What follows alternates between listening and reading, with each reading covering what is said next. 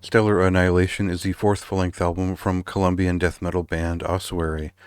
This band formed back in 2012 or so, and they put out a couple of pretty amateur records. You know, they didn't really quite have the rhythm of death metal down yet, but by the third record, they'd figured out a kind of a Cannibal Corpse influenced style with some kind of grindcore style drumming to it. I At first, I'd thought that they actually had a programmed drums. I'm not sure if how that factors in, but it was kind of a sterile performance, and we'll sort of get to that later on. But this record, they've switched out one of the members. They've started playing in more of a style that is in tune with. Not quite old school progressive death metal, but certainly the sort of post-human side of death metal. And we'll cut into a song here to get a sense of what that means now.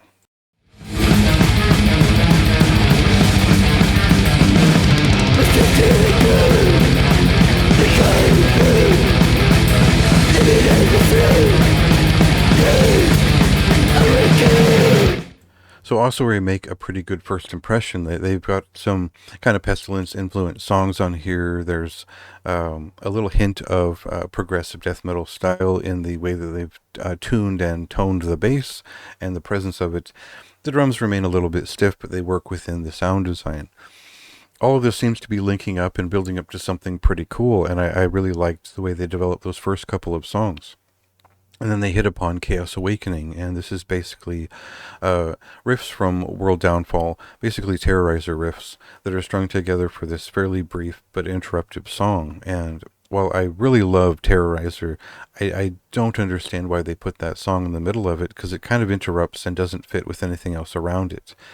I don't mean to make a big deal of it. It's a cool song, and it kind of fires off, and it's like, oh, right, they're very directly copped riffs. It's really haven't put a spin on it, and it sort of takes this kind of interesting record down a peg a little bit, which it's not a big deal. Otherwise, they really develop their own thread throughout the rest of the album. They kind of salvage the experience with a bunch of riffs, and that's kind of what a death metal album should be about. The sound design kind of works itself out. It's still, an underground death metal record proper, and there's no real major standout beyond. There's some death influenced songs. There's some pestilent sounding pieces. That seems to be kind of where they're leaning with this record.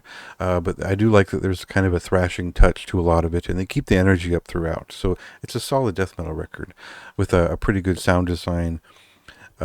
So otherwise, yeah, it's not a bad record. Couple of interruptions in there. I don't think that this one will stand out like crazy in people's collections. I don't know if it will really knock people out of their chair.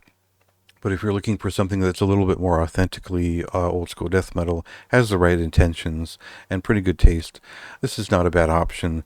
I gave it a moderately high recommendation. I think that there's still some stuff they could work out on another couple of albums, but as is, this is a pretty cool thing.